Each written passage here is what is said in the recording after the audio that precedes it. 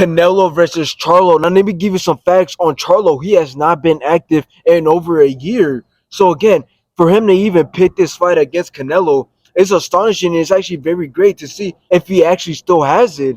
Now, let me give you some past performances on Charlo. Now, Charlo, his last performance against Brian Carlos was actually pretty decent. And here comes Castano. That's what I was just about to say. Castano has to But Charlo countered him and clipped him to the body. We saw what happened in the 8th against Rosario. Now Castano closing the distance.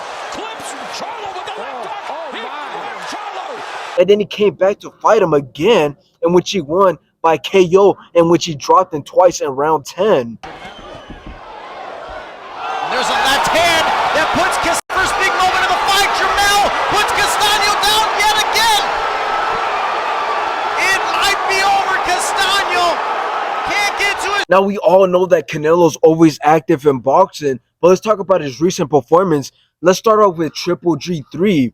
Now, in this fight, I mean, we all know Triple G was old. He was out of his prime, so this wasn't really a challenge for Canelo to even win this fight. I mean, Triple G wasn't even throwing until round 7. All he was doing is throwing his jab, keeping his range.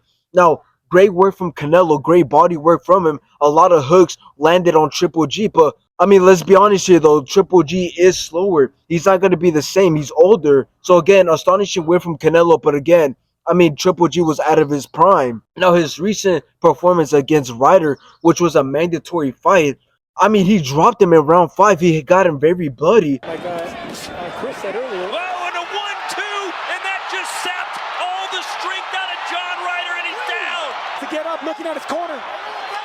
He's up. He's going to fight, but he does not look good. Now, let's be honest here. Ryder performed very well. It was a dogfight, but Canelo's combinations were very well in this fight. His straight right hand was actually the thing that dropped Ryder in round 5.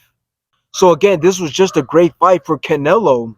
Now, who do I think is going to win this fight? Well, I got Canelo winning this fight, but here's the thing. Charlo still has a chance, and this isn't just coming from me, but this is also coming from Jeff Mayweather. Just take a listen to what he had to say about this. I think it's going to be a very, very good fight, and I do think Charlo has a great chance because I do see some decline in Canelo. Now, although this is true, he also mentioned something else, and this is just a fact. It's just the obvious, and that is that Canelo is 2 weight classes bigger than Charlo, and Charlo hasn't been active in about a year. But even though I see decline, he's still 2 weight classes bigger than Charlo, and Charlo hasn't been active in about a year. So that's gonna play a very, very big, part in this fight.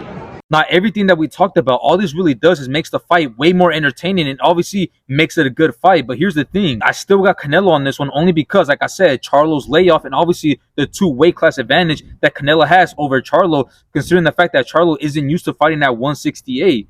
But here's the thing. If Charlo does want a chance at winning, like Jeff said, what does Charlo have to do to win this fight? What do you think, game plan wise, what should he be doing if he's going to pull off an upset? Well, he's going to have to do something that I never seen him do.